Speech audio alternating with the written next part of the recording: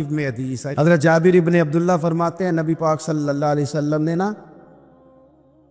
300 لوگوں کا ایک لشکر روانہ کیا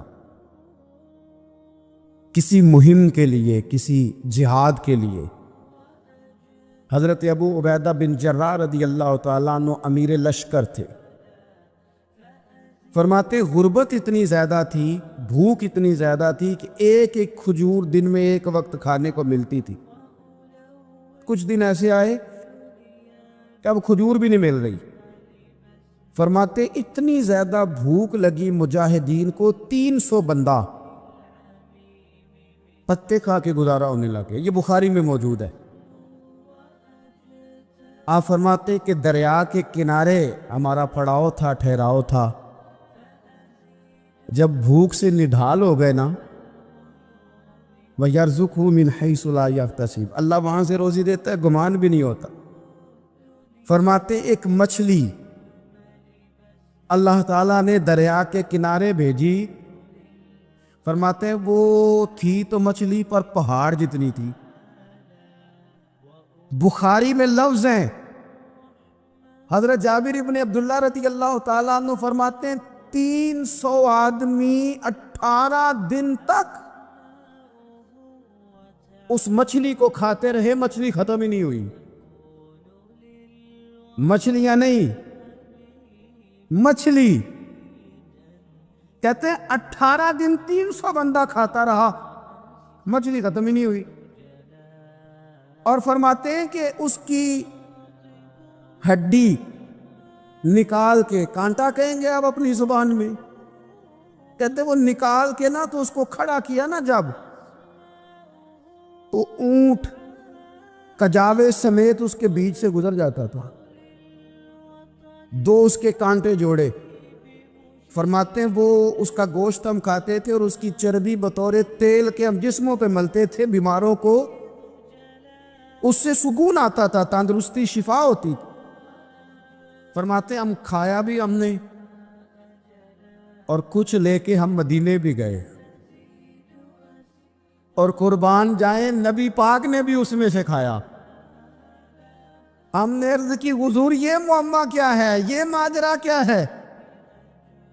تو محبوب نے فرمایا تمہارے پاس غذا نہیں تھی، رب نے تمہارے لیے بندوبست کیا ہے، اللہ نے تمہیں دیا ہے۔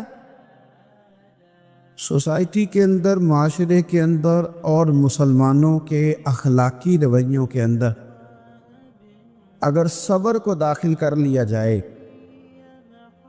تو ہم محسوس کریں گے کہ ہماری زندگی نہ صرف یہ کہ آسان ہو گئی ہے، بلکہ محبتوں والی ہو گئی ہے، چاہتوں والی ہو گئی ہے۔ ہمارے رشتے ایک دوسرے سے ٹوٹ نہیں رہے بلکہ بننا شروع ہو گئے۔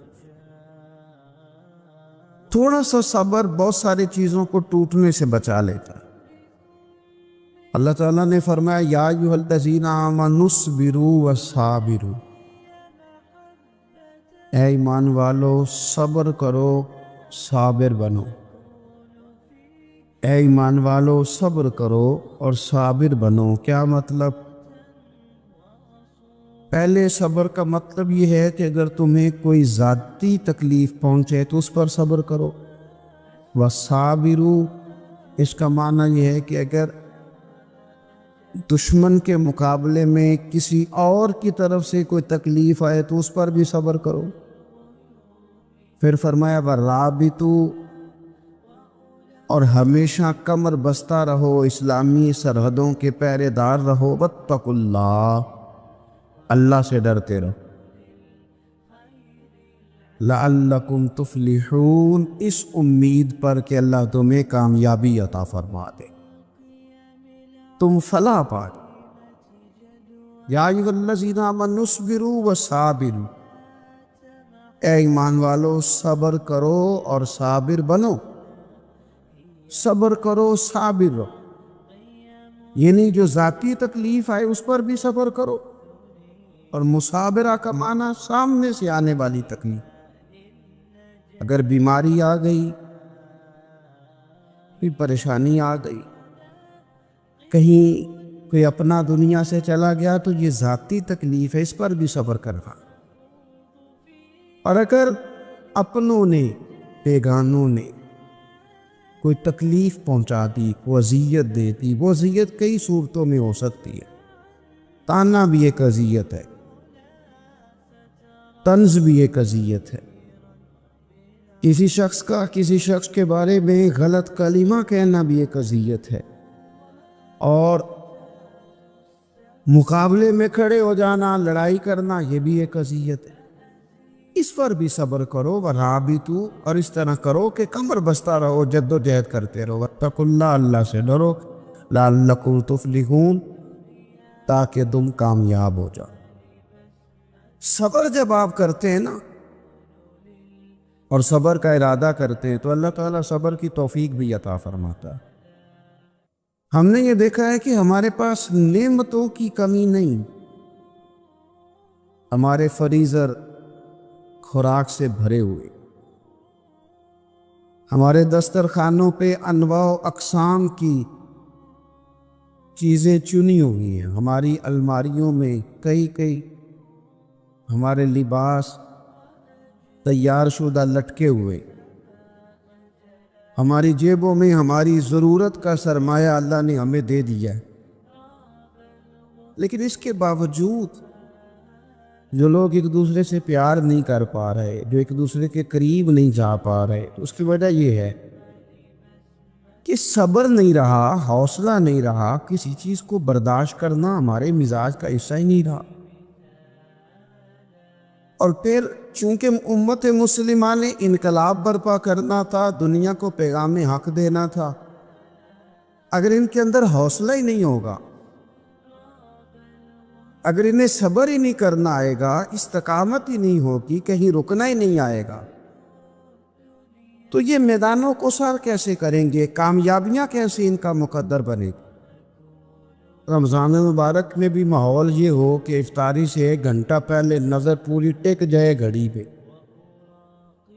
اور تھوڑا سا بھی صبر مشکل ہو، اور رمضان مبارک میں سحری کے وقت میں اگر دہی والی دکان پہ بھی جھگڑا ہی ہو رہا ہو، اور شام کو سامان خریدنے میں بھی اگر بحث ہی ہو رہی ہو، تکرار ہو، جھگڑا ہو، تو پھر سیکھا کیا؟ پھر وہ جو ہمیں تربیت دی جا رہی تھی کہ ہم نے صبر کرنا ہے، تو پھر ہم نے اس میں حاصل کیا کیا؟ حدیث پاک سنیں گے، آپ کی طبیعت بڑی ٹھنڈی ہوگی۔ میرے نبی پاک صلی اللہ تعالیٰ علیہ وسلم ارشاد فرماتے ہیں کہ جو بندہ سوال سے بچنا چاہے گا، ارادہ کرے گا اللہ میں نے کسی سے نہیں مانگنا، فرمایا جو سوال سے بچنا چاہے گا رب اسے سوال سے بچا لے، اور جو لوگوں سے بے نیاز ہونا چاہے گا، کہے گا یا اللہ مجھے دنیا داروں کا محتاج نہ بنا، اپنی بارگاہ سے عطا فرما۔ جو لوگوں سے بے نیاز ہونا چاہے گا اللہ لوگوں سے بے نیاز کر دے گا، اور فرمایا جو صبر کا ارادہ کرے گا اللہ اسے صبر کی توفیق بھی عطا فرما دے۔ ارادہ تو کرے، پروگرام تو بنائے، توفیق تو اللہ دے گا۔ جو صبر کا ارادہ کرے گا اللہ صبر کی توفیق بھی عطا کر دے گا۔ اور حضور صلی اللہ تعالیٰ علیہ وسلم فرمانے لگے، یاد رکھو کسی بندے کو جو بہترین تحفہ دیا گیا ہے نا، اگر کسی کو کوئی بہترین عطیہ ملا ہے تو پھر اللہ تعالیٰ نے اسے صبر عطا فرمایا۔ یہ بہترین تحفہ ہے، اس سے زندگی سنور جاتی، اس سے انسان باوقار اور مطمئن ہو جاتا ہے، اس سے اس کے شب و روز آسانی سے بیتتے، وہ دنیا کی پک ڈنڈیوں سے آسانی سے گزر کے اللہ کی بارگاہ ہے عالی مرتبت میں سرخرو ہو کر حاضر ہو جاتا۔ لیکن اگر بے حوصلہ ہو، صبر نہ ہو، پھر نقصان روز بروز بڑھتا ہے۔ اور پھر میرے رسول پاک صلی اللہ تعالیٰ علیہ وسلم ارشاد فرماتے ہیں کہ اصل بات یہ ہے کہ اللہ تعالیٰ نہ کسی بندے کا درجہ بلند کرنے کا ارادہ فرماتا ہے، لیکن اس کے اعمال اس طرح کے نہیں ہوتے کہ اس کا درجہ بلند کیا جائے۔ اب رب کیا کرتا ہے، اللہ تعالیٰ اس کو مال کی، جان کی، اولاد کی کسی مشکل میں ڈال دیتا، اس مصیبت پر وہ بندہ صبر کرتا ہے تو اللہ تعالیٰ اس کا درجہ بلند فرما دیتا ہے۔ اعمال اس قابل نہیں تھے کہ درجات بلند ہوں، وہ اعمال کی بنیاد پر نہیں کر سکتا تھا تو اللہ نے کسی مشکل میں ڈال کے نہ اپنے فضل سے درجہ بلند کر دیا۔ اب جو راہ طریقت کا مسافر تھا، جو سلوک کی منازل طے کرنا تھا، جو اللہ رسول کے قریب جانے چاہنا تھا، اس کے لیے کتنی آسانی ہو گئی کہ مجاہدہ تو زیادہ نہ کر سکا، کثرت سے نفلی صوم و صلات کا بندوبست تو نہ کر سکا، تھوڑا سا صبر کیا، رب نے اپنا اور اپنے محبوب کا قرب عطا فرما دیا۔ تو یہ تو آپ صبر کرنے کے لیے جب نکلے ہیں تو آپ نے تو رب رسول کو پا لیا۔ یہ صبر تو وہ والا سفر ہے جس کی جو منزل ہے وہ اللہ رسول کا قرب ہے۔ ہم لوگ تھوڑی تھوڑی باتوں میں حوصلہ ہار جاتے ہیں، صبر چھوڑ جاتے ہیں، پریشانی بڑھ جاتی ہے، پتہ نہیں ایسے محسوس ہوتا ہے کہ جیسے یہی بندہ دنیا کا سب سے دکھی بندہ ہے۔ تو ایک تو یہ کہ ذاتی سے صبر کرے، ایک یہ کہ پھر دشمن کا جب مقابلہ ہو، آمن نصبرو و صابرو، آپ کا جب مقابلہ سامنے کسی کے ساتھ ہو تو پھر تیر، تلواریں، اسلحہ، بندوقیں یہ نہیں زیادہ لڑتی، میدانوں میں حوصلے لڑتے، میدانوں میں صبر لڑتا، میدانوں کے اندر توانائیاں لڑتی ہیں۔ میدان کربلا کے اندر کوئی مقابلہ نہیں تھا تیر کا تیر کے ساتھ، تلوار کا تلوار کے ساتھ کوئی مقابلہ نہیں۔ میدان کربلا کے اندر ظلم کا صبر سے مقابلہ تھا۔ فتح کے ڈنکے یزید نے بجائے تھے، جشن ابن زیاد نے منایا تھا، لیکن قیامت تک اللہ نے جو فتح عطا فرمائی ہے تو وہ حسین ابن علی کے صبر کو عطا فرمائی، وہ سیدنا امام علی مقام کے صبر کو ملی۔ عزیز بھائی، صبر ہی ہمیشہ فاتح ہوتا ہے، صبر ہی جیتا کرتا ہے، صبر ہی کامیابیاں دیتا ہے، نتیجے صبر کے نکلتے ہیں، صبر کے حوصلے کے نتیجے ہوتے ہیں۔ ہماری جلد بازی ہمیں شکست خوردہ کر دے گی، ہمارا حوصلہ نہ ہونا ہمیں ہرا دے گا، ہم کمزور پڑ جائیں گے اگر ہم پہ حوصلہ ہو جائیں گے۔ سنو، میرے نبی پاک علیہ السلام نے تربیت کی، حضور اپنی امت کو درس دیتے، حضور فرماتے ہیں پہلے تو کوشش نہ کرو کہ تمہاری دشمن سے لڑائی ہو، اس چکر میں ہی نہ پڑو کہ لڑائی ہو۔ مسلمان امن والے ہیں، یہ پرامن لوگ ہیں، یہ امن پسند ہیں، یہ تائید امن ہے، یہ معاشرے میں مومن ہونا امن کی علامت ہے۔ فرمایا پہلے تو یہ پروگرام ہی نہ بناؤ کہ تمہاری لڑائی ہو، اور فرمایا پھر اگر ہو جائے نا تو پھر صبر کے ساتھ مقابلہ کرو، پھر ڈٹ کے مقابلہ کرو، اور پھر یاد رکھو یہ جو جنت ہے یہ تلواروں کے سائے میں ہے، جنت تلواروں کے سائے میں تمہیں ملے گی، پھر ڈٹنا سیکھو۔ پہلے تو بات یہ کہ تم یہ ارادہ ہی نہ کرو لڑائی، اور اگر کبھی ہو جائے لوگوں کو بتاؤ کہ ہیں ہم پرامن لوگ، پر دین کے لیے کھڑا ہونا ہو تو پھر ہم سے زیادہ کسی کو کھڑا بھی نہیں ہونا آتا، پھر ہم سے زیادہ کسی کے پاس طاقت بھی نہیں۔ حضرت مولا علی شیر خدا رضی اللہ تعالیٰ عنہ کے زمانے میں کفر کے ساتھ ایک جنگ ہو رہی تھی، تو کافروں نے نا جاسوس بھیجے کہ یار پتہ تو کرو مسلمانوں کی تیاری کس طرح کی ہے۔ تو جاسوس واپس جا کے کہنے لگا سمجھ کوئی نہیں آئی ان کی، وہ تو راہب قسم کے لوگ ہیں، صوفی قسم کے لوگ ہیں، وہ تو کٹے ہوئے دنیا سے مسلوں میں بیٹھ جاتے ہیں، رات کو تو لگتا ہے دنیا سے تعلق ہی کوئی نہیں، لیکن سویرے اٹھ کے میدان میں تلوار لے کے نکلتے ہیں تو لگتا ہے ان سے بڑا مجاہد ہی کوئی نہیں۔ یہ عجیب لوگ ہیں کہ رات کو مصلے پہ بیٹھے تو لگتا ہے کٹ گئے دنیا۔ اے صوفی لوگ ہیں، درویش ہیں۔ یہی مسلمان کی شان ہے۔ ہو ہلکا یاراں تو بریشم کی طرح نرم، رزم حق و باطل ہو تو فولاد ہے مومن۔ ادھر آ ستمگر ہنر آزمائے، تو تیر آزما، ہم جگر آزمائے۔ ہم تجھے اپنا حوصلہ بتاتے ہیں کتنا، دیکھ ہمارے حوصلے سے ٹکرا کے دیکھ یہ کتنا طاقتور اور مضبوط ہے۔ تو عزیز بھائی، اگر زندگی میں آپ کو صبر کرنا آ گیا، میں تو بڑے دنوں سے یہ عنوانات بیان کر رہا ہوں، اور آج تو خصوصی طور پر رمضان شریف کے اس جمعے میں اپیل کرنا چاہتا ہوں آپ سے کہ کمزور باتیں کرنی چھوڑ دے، مایوسی کے جملے اپنی زندگی سے نکال دے۔ ہم مسلمان ہیں۔ آپ بیمار ہو گئے ہیں تو یہ بھی خدا کا فضل ہے، گناہ معاف ہوں گے۔ اگر اللہ تعالیٰ نے فقیر بنا دیا، غریبی آ گئی ہے تو یہ بھی فضل ہے، امیروں سے پہلے جنت میں جائیں گے۔ اگر اللہ تبارک و تعالیٰ نے کسی جگہ آپ کو مکان نہیں دیا اور دوسرے کو دے دیا ہے تو آپ وہ لوگ ہیں جو عظیم سنت ادا کر رہے ہیں سیدنا بلال حبشی کی۔ اگر کسی جگہ کوئی کمزوری آ گئی ہے، کوئی پیچھے رہ گئے ہیں تو یہ خدا کا فضل ہے۔ اللہ تعالیٰ نے چاہا ہمارے لیے جو فیصلہ تو ہم اس پہ راضی ہیں، لیکن اپنی زندگی اور شکوے اتنے بڑھا لیے، ہم نے اتنے بڑھا لیے کہ لوگوں سے شکوے کرتے کرتے رب رسول سے بھی شروع کر دیے۔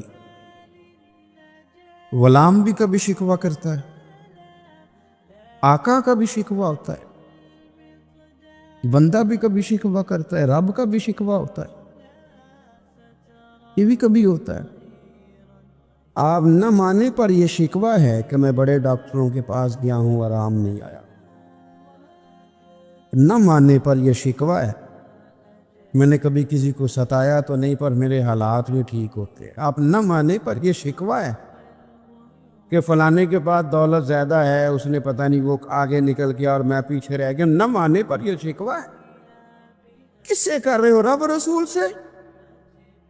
او آسو بول رہے تھے او دی مہربانی، اساں تے لاڈ ہی لڑاونے۔ کس سے شکوہ کر رہے ہو؟ خدا کے بندو، غلام غلامی کرتے تو شکوے کرتے کوئی؟ حضرت ام سلمہ رضی اللہ تعالیٰ عنہ، شوہر کا نام ہے ابو سلمہ، بیٹے کا نام ہے سلمہ۔ کہتی ہیں میں، میرا شوہر، میرا بیٹا، تینوں، چھوٹا بیٹا میرا، ہم نکلے مکہ مکرمہ سے مدینہ طیبہ جانے کے لیے۔ ایک ہی بیٹا ہے، خاندان جمع ہے، شوہر کی گود میں بیٹا، اونٹ کے پیچھے میں۔ فرماتی ہیں مدینے کی سرحد آ گئی تو میرے میکے والے آ گئے، کہنے لگے ابو سلمہ نہیں لے جانے دیں گے مدینے اپنی بیٹی کو۔ میں نے کہا میں مسلمان ہوں، میں تو اپنے شوہر کے ساتھ مدینے جاؤں گی۔ انہوں نے کہا نہیں جا سکتا، تو نے جانا ہے تو جا، ہماری بیٹی نہیں جائے۔ زبردستی مجھ سے انہوں نے مجھے میرے شوہر سے الگ کیا۔ کہتی ہیں پھر میرے شوہر کے قبیلے والے آ گئے، وہ کہنے لگے اگر تم اپنی بیٹی کو نہیں نہ جانے دیتے تو یہ جو ہمارا پوتا ہے یہ ہماری نسل ہے، تمہارا نہیں، اسے ہم نہیں جانے دیں گے۔ وہ بچہ اپنی طرف کھینچتے تھے، میں اپنی طرف کھینچتی تھی، مدینے کی سرحد پہ۔ یہ جھگڑا زمین کے لیے نہیں ہو رہا، مکان کے لیے نہیں ہو رہا، حضور کے مدینے جانے کے لیے ہو رہا، حضور کے مدینے جانے کے لیے ہو رہا، مدینے جانے کے لیے ہو رہا۔ لنگ کئی مہینے تے برس گئے تے تیری دید نو دیدے ہی ترس گئے۔ انہوں نے بچہ کھینچا، میں نے اپنی طرف کھینچا، میرے بچے کا بازو اتر گیا۔ فرماتی ہیں میرے شوہر مدینے چلے گئے، بیٹا میرا میرے سسرال والے لے گئے، مجھے میکے والے لے گئے۔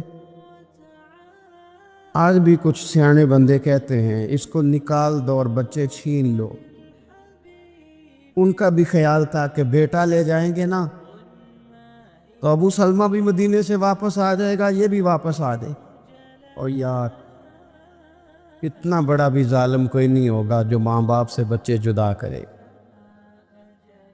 فرماتی ہیں کہ وہ لے گئے چھین کے، میں میکے چلی گئی، لوگ روٹی کھاتے تھے، میرے حلق سے نہیں گزرتی تھی۔ زمانہ سویا کرتا تھا، میں سو نہیں پاتا۔ بیٹا کہاں، شوہر کہاں، میں کہاں۔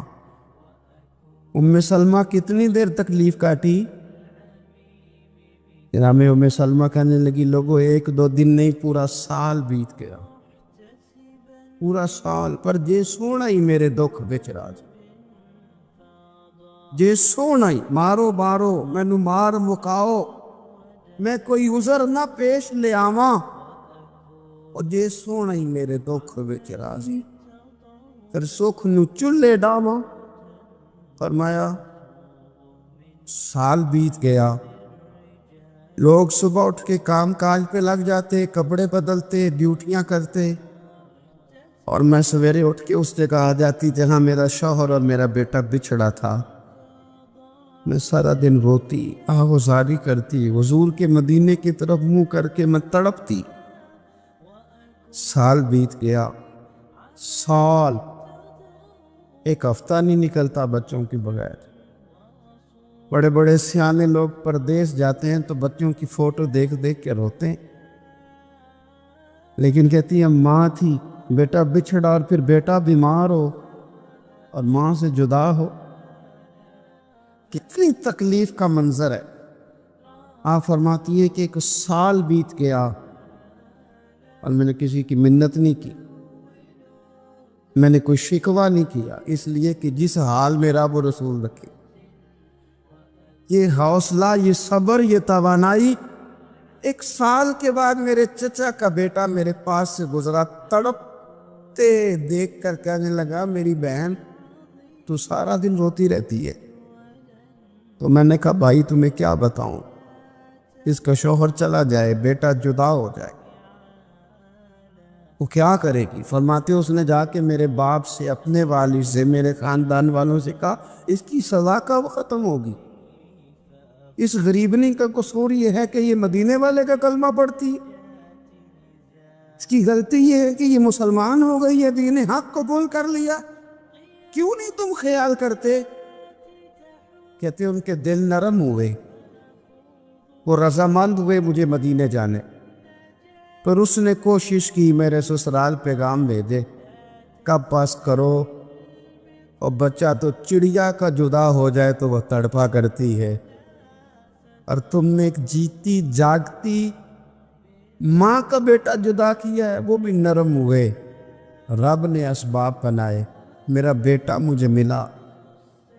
کہنے لگے تو رہ جا، میں نے کہا نہیں، تم مسلمان نہیں ہو، تمہیں پتہ نہیں نا، میں یہاں نہیں رہ سکتی، مجھے مدینے ہی جانا ہے۔ کہ لیے اتنا سفر، جنگلوں کا رستہ، پہاڑی رستہ طے کر لو گی؟ میں نے کہا میں کر لوں گی۔ کہتی میں اونٹ پہ بیٹھی، بیٹا میں نے گود میں بٹھا لیا، میں سفر کرنے لگی، پر دل میں کھٹکا تھا کہ اتنا لمبا سفر، بیٹا چھوٹا ہے، کیسے کروں؟ کہتے مجھے عثمان بن طلحہ مل گئے، کہنے لگے کہاں جا رہی ہو بہن؟ میں نے کہا مدینے۔ کہنے لگے اکیلے جاؤ گی؟ میں نے کہا جانا تو ہے نا، کوئی ساتھ چلے نہ چلے پر شہر رسول تو جانا ہے نا۔ آپ فرماتی ہے میں نے عثمان بن طلحہ سے نیک بندہ کوئی نہیں دیکھا، میرے اونٹ کی لگام تھام لی۔ جب مجھے اونٹ پہ بٹھاتے تھے نا، اونٹ بٹھا کے چلے جاتے تھے، میں بیٹھ جاتی تھی تو آ کے لگام تھامتے تھے۔ جب کہیں مجھے اتارتے تھے تو اونٹ بٹھا کے چلے جاتے تھے، میں اتر جاتی تھی تو اونٹ کو باندھتے تھے۔ سونا ہوتا تھا تو اونٹ بٹھا دیتے، میں اتر جاتی، وہ دور جا کے لیٹ جاتے۔ فرماتی جی پھر میرے لیے میرے رب نے اسباب پیدا کی اور میں مدینہ پہنچی، میں شوہر سے ملی، اور لوگوں میرے نصیب دیکھو، میں رہنے کہاں لگی؟ حضور کے مدینے میں۔ کہتی ہے میں وہاں بسنے لگی، آپ فرماتی ہے مسلمانوں شاید مجھ سے زیادہ تکلیف کسی نے نہ سہی ہو، پر دیکھو 1 سال پورا میں تکلیف میں رہی، اور جب میرا صبر سال کو پہنچا، صبر کی عمر 1 سال ہوئی، تو پھر رب نے بندوبست کیا، پھر میرے گھر والے بھی نرم ہو گئے، سسرال والے بھی نرم ہو گئے، رب نے میرے آنے جانے کے لیے ایک بندے کا بندوبست بھی فرما دیا، پھر میرا شوہر تک بھی میں پہنچ گئی، مجھے مدینہ تو رسول بھی نصیب ہوا۔ 1 سال میں نے صبر کیا تھا، رب نے مجھے مستقل مدینے کا ٹھکانہ عطا فرما دیا۔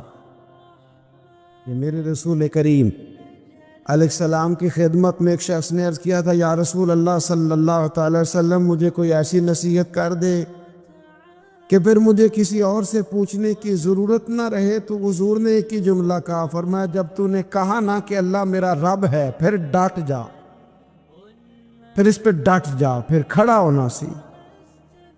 جب آپ میں استقامت ہوتی ہے، صبر ہوتا ہے، دیکھیں حالات جب بگڑے تو انہیں صحیح ہونے میں ٹائم لگتا ہے کہ فوراً ٹھیک ہو جاتے ہیں۔ آپ بیمار ہو گئے، تکلیف ہوئی، کوئی آپ کو بیماری لگ گئی، آپ ڈاکٹر صاحب کے پاس گئے، انہوں نے آپ کو دیکھا، ٹریٹمنٹ کی، پھر دوائیاں لکھیں، پھر انہوں نے آپ کو کہا کہ آپ کو 1 ہفتہ یا 1.5 ہفتہ دوائی کھانی ہے، یہ ایک شربت کی شیشی ہے، یہ ایک بوتل ہے، یہ ایک سیرپ ہے، 1 چمچ صبح 1 شام، اور پورا ہفتہ آپ نے استعمال کرنا ہے۔ اب آپ تو کہہ رہے تھے کہ میں نے ابھی ٹھیک ہونا ہے گھنٹے کے بعد، تو سارا نہ پی لوں، سیرپ سارا نہ پی لوں ابھی، اور 1.5 ہفتے کی دوائی ابھی نہ کھا لوں، تھوڑی تھوڑی کر کے بھی تو کھانی ہے نا، ساری کٹھی نہ کھا لوں، ہو جائیں گے ٹھیک؟ کیا خیال ہے آپ کا؟ نہیں ہوں گے۔ کیوں؟ اس لیے کہ جس ترتیب سے ڈاکٹر نے آپ کو بتلایا ہے، آپ کا وجود اسی ترتیب سے اسے قبول کرے گا۔ آپ کا جو وہ مرض ہے وہ اسی ترتیب سے بہتر ہوگا جس ترتیب سے ڈاکٹر نے، طبیب نے، حکیم نے آپ کو بتلایا ہے، اسی مرتب ترتیب سے آپ نے اس کو دوا کو استعمال کرنا ہے، تو اسی ترتیب سے وہ سارے معاملات ٹھیک ہوں گے۔ اب آپ کا تو منشا تھا کہ میں نے سویرے فوراً اٹھنا ہے اور میں نے دوا کھانی ہے تو میں نے فٹافٹ ٹھیک ہو جانا ہے، تو بھئی یہ آپ کی منشا تو ہے، لیکن حکمت کا تقاضا یہ نہیں ہے۔ حکمت کا تقاضا یہ ہے کہ آپ کو 1 گولی کھانی ہے، 1 چمچ سیرپ کا پینا ہے، آپ کو مناسب پرہیز کرنا ہے، اس کے بعد جا کے آپ کی طبیعت ٹھیک ہوگی۔ لیکن اگر آپ کا یہ پروگرام بن گیا ہے کہ نہیں میں نے تو شام کو ہی ٹھیک ہونا ہے، تو یہ ممکن نہیں ہے۔ اس کے لیے آپ کو ذہنی طور پر تیار ہونا چاہیے، آپ کو سمجھنا چاہیے کہ بہت ساری چیزیں ایسی ہوتی ہیں جنہیں وقت دینا پڑتا ہے، بہت سارے حالات ایسے ہوتے ہیں جنہیں ٹائم دینا پڑتا ہے، وہ اپنے وقت پر جا کے چیزیں درست ہو جاتی ہیں۔ لیکن ہم چاہتے ہیں کہ ہم ابھی کریں، سویرے کریں، شام کریں، وہ کئی دفعہ صحیح کرنے کی بجائے ماحول کو ہم خراب کر لیتے ہیں۔ انہیں وقت دیں، انہیں ٹائم دیں، انہیں موقع دیں۔ میرے رسول کریم صلی اللہ تعالیٰ علیہ وآلہ وسلم ہجرت سے چند دن پہلے نہ خانہ کعبہ کو اندر سے دیکھنے کا دل کیا میرے نبی پاک کا، کیا مجھے مکہ چھوڑ کے مدینہ طیبہ جانا ہے تو میں ذرا کعبہ معظمہ کے اندر سے زیارت کر لوں۔ عثمان بن طلحہ ایک شخص تھا جو کلید بردار تھا، جس کے پاس خانہ کعبہ کی چابی ہوتی تھی۔ حضور صلی اللہ تعالیٰ علیہ وسلم نے اس سے کہا کہ بھئی چابی ذرا دے دو، میں خانہ کعبہ کے اندر سے زیارت کرنا چاہتا ہوں۔ کہنے لگا کوئی اور ہوتا تو میں دے دیتا، آپ کو نہیں دوں گا۔ معاذ اللہ ثم معاذ اللہ۔ میرے رسول پاک کی بات نہ ستارے بھی مانتے ہیں، چاند بھی مانتا ہے، سورج بھی مانتا ہے۔ حضور اگر سورج کو کہے نا واپس آ، حضرت علی نے نماز پڑھنی ہے تو وہ آ جاتا ہے، اور اگر حضور فرما دے چاند کو 2 ٹکڑے ہو جا تو وہ 2 ٹکڑے ہو جاتا ہے۔ سورج بھی بات مانتا ہے، چاند بھی بات مانتا ہے۔ یہ سارے میرے رسول کریم علیہ السلام کے غلام ہیں۔ جہاں جہاں تک رب کریم کی خدائی ہے وہاں میرے حبیب کی مصطفائی ہے۔ حضور وہیں چاہتے نا، وہیں چاہتے تو حضرت عمر اگر حکم دے تو زمین تیل واپس کرتی ہے، تو حضور حکم دیتے تو وہ کافر اندر دھرسا لیتی زمین،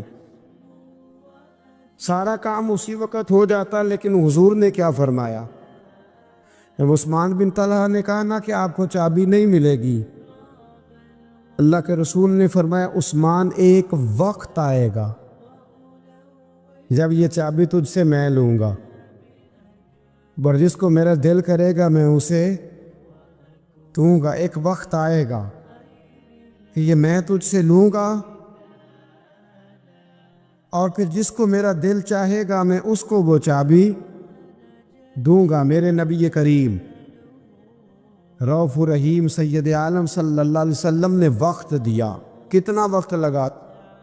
2 دن، 4 دن، 5 دن، 10 سال لگ گئے۔ حضور نے مکہ کو فتح کیا، حضور تشریف لائے، وہی چابی عثمان بن طلحہ کے پاس تھی۔ محبوب کریم نے بت توڑنے تھے، کعبہ کون سے پاک کرنا تھا، فرمایا لاؤ نا چابی کدھر ہے؟ عثمان کہتے ہیں حضور نے تو بات نہیں جتلائی، پر مجھے وہ لفظ یاد ہے کہ عثمان ایک وقت آئے گا، ایک سمجھیے گا بات کو، ایک وقت آئے گا جب چابی میں لوں گا، اور پھر جس کو میرا دل کرے گا میں اسے، پھر وقت آ گیا، پھر حضور نے چابی لے لی، پھر نبی پاک نے بت توڑ